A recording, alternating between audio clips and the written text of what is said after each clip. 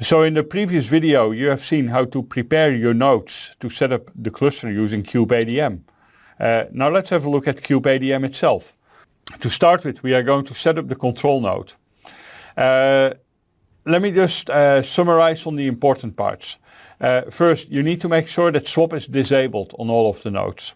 Also on all of the nodes, either disable the firewall or open appropriate ports in the firewall. Again, I've noticed firewall configuration is not something that you should worry about for the CKA exam. Also on all nodes, make sure you have set up hostname resolving through etc hosts.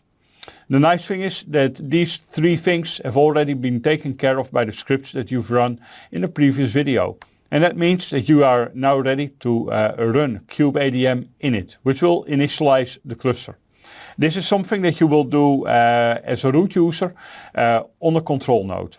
We need root credentials here because services need to be configured and started and such, and that can't be done as an ordinary user. So at the end of your kubeadm init, it will print some information, including the kubeadm join command that you should run on the nodes that you want to join to the cluster. Take note of that command because it contains a token.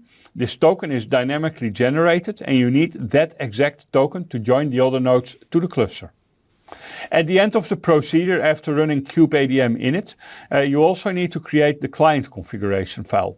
And that is done by applying the following steps. These steps, by the way, are also printed by kubeadm init, so nothing to worry about. First thing, as a regular user, you need to create the .kube directory in your home directory. And then you need to copy the etc kubernetes admin.conf file to the config file in the .kube directory that you've just created. Finally, take care of setting the appropriate permission ownership, and then you will be all right. And at that point you will have a one node cluster that is ready to be further configured.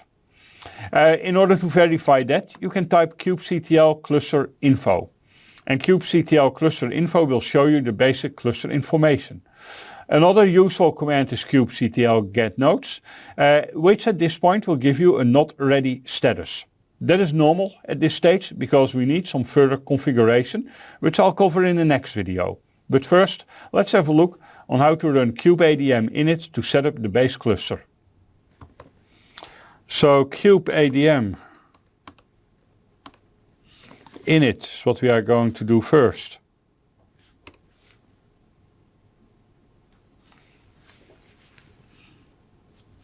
And there we see it is doing a couple of pre-flight checks. Have a look at this one. This is an important one. It's telling about firewalling. To make it easier for yourself, you might want to consider just disabling the firewall. At this point, as you can see, it's pulling some images of the internet, and as it is telling right here, this might take a minute or two. Once the images are pulled, it is going to run the base containers that Kubernetes is using and configure them as well. In the setup of the base containers, an important part is the configuration of TLS certificates, which is automatically taken care of. We'll later have a look at the TLS certificates and how to use them. For now, it's enough to know that it's a very important part of Kubernetes. And once that has been done successfully, it will tell you your Kubernetes control plane has initialized successfully. That's what you should be looking at. Then we have the instructions on how to set up the user environment. And it is telling us that we should now deploy a pod network. I will tell you how to do the pod network in the next video. Before we go to the next video, we are going to set up the user environment, and even more important, we are going to save this command to a configuration file so that we can later run it in an easy way.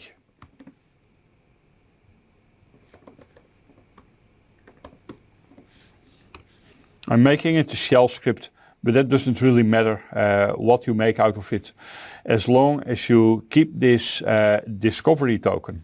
It is possible to print the discovery token again, but it's easier if you just save the information right now. So at this point I need to set up the user environment. And in order to do so, I am opening a shell as my student user, which is the user account that I want to use further for doing everything that needs to be done in this class. So from the student shell, I am going to paste the commands that we need to run. This does require sudo privileges, so make sure your user is set up with sudo privileges. So as a student user, after running these commands, we need to verify. So it did create a .cube directory, which is good, and we can see the config file is still owned by root. So apparently the second command, this one, did not work out well. So let me do that one again.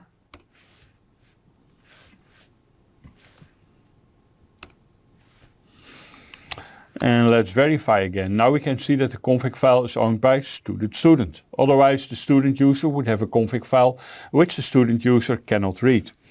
In the config file, all the information is contained that is needed to connect to the cluster, which is just a bunch of TLS certificates.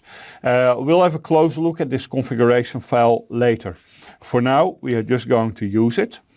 And there are two commands that we should be able to use at this point. kubectl cluster info is one of them.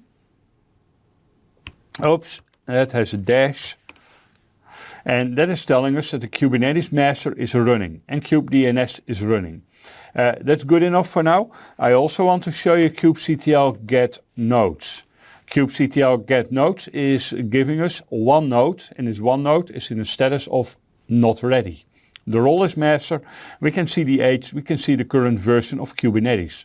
Do remember, every 3 months there's a new release of Kubernetes. So you will probably see a more recent version here. But that shouldn't matter too much for what we are doing in this class. This is all we needed to do for now, but we're not done yet. So have a look at the next video to complete the setup of your cluster.